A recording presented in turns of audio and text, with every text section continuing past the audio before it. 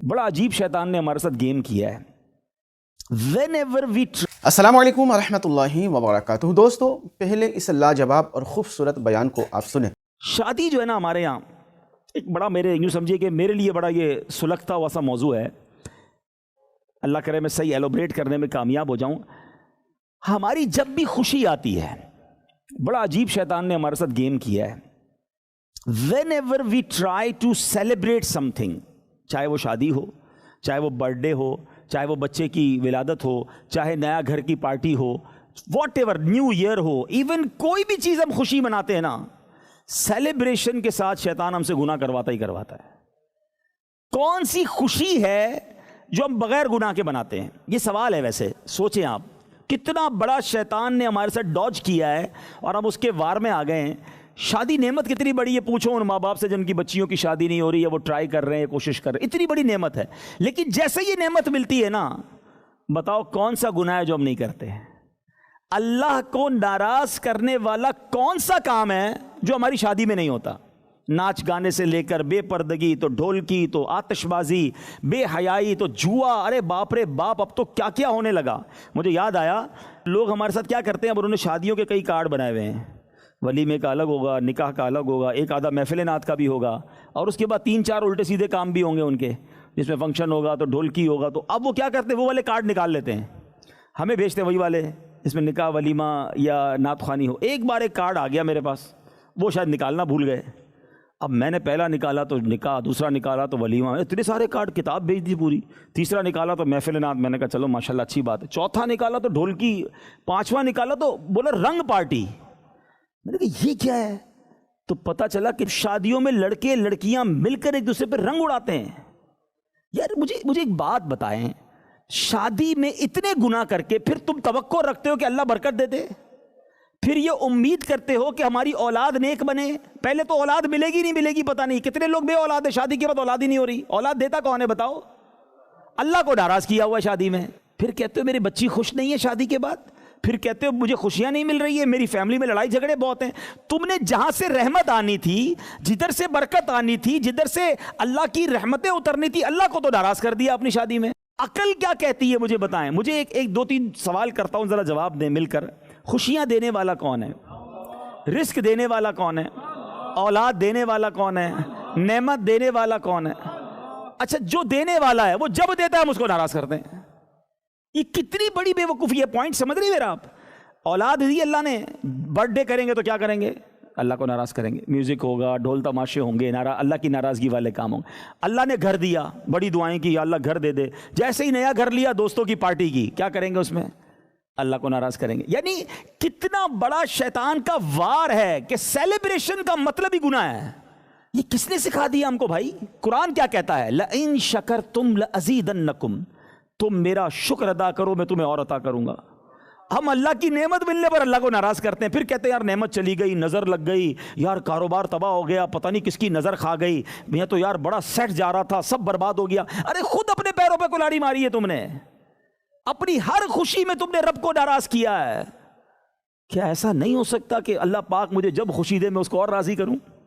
वो अताएं बढ़ाए मैं सजदे बढ़ाऊं, मैं सदके बढ़ाऊं, मैं तिलावत बढ़ाऊं। मैं किसने मना किया कि आप खाना नहीं खा सकते? खाएं खाना, बिठाएं, दोस्तों को बुलाएं, घर पे पार्टी करें, मना नहीं है, मगर उस पार्टी में तिलावत करें ना, नात ख़्वानी करें और लोगों को खिलाएं खाना, अच्छा खाना खिलाएं। इस्लाम खुशी मनाने का मना नहीं करता। पर्सनली हम वो बदबख्ती हमने अपने अंदर डाल दी कि हमारी खुशी में अल्लाह को नाराज़ करने वाला काम करते हैं। आप खाना खाएं, तोहफा दें, तोहफा लें, कोई प्रॉब्लम नहीं, बर्थडे बनाएं, मगर बर्थडे में कब कहाँ ये ज़रूरी था कि आप अल्लाह को नाराज़ करने वाला काम करें? ये मेरा पॉइंट अगर याद कर लो ना आज आप, ये खुद ही अपने पैरों पर, अपनी खुशियों पर हम खुद हमला करते हैं। अगर तुम चाहते हो कि तुम्हारी खुशियाँ बाकी रहें तो अल्लाह को राज़ी करना शुरू कर दो। अच्छा, दुनिया का क्या दस्तूर है? आपको कभी कोई तोहफा दे, आप क्या कहते हैं? बहुत मेहरबानी, जज़ाकल्लाह। कोई ज़्यादा बड़ा तोहफा दे, हम कहते हैं यार ये बंदा नाराज़ नहीं होना चाहिए, इतनी बड़ी फेवर की इसने, लोन दिया था, नौकरी लगा दी, मेरा वीज़ा लगवाया इसने, सारी ज़िंदगी शुक्रिया अदा करते हैं उस बंदे का जिसने परमिट वीज़ा लगा दिया हो। तुम्हारे साथ दुनिया में एक काम किसी ने अच्छा किया, तुम उसको नाराज़ नहीं होने देते। जो रब सुबह शाम नेमतें दे रहा है, उसकी नाराज़गी की कोई फिक्र नहीं है। اچھا وہ جب چاہے واپس بھی لے سکتا ہے، دینے والا تو وہی ہے نا.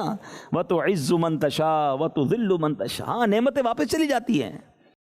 بلکہ میں نے ایک اور روایت پڑھی اور اس روایت کا مضمون ہے کہ اللہ تعالیٰ کی جب تک نعمتوں کا شکر ادا کیا جاتا ہے نا، اللہ اس میں اضافہ فرماتا رہتا ہے، اور جب اس میں ناشکری کی جاتی ہے نا، اسی نعمت کو اللہ تعالیٰ عذاب بنا دیتا ہے.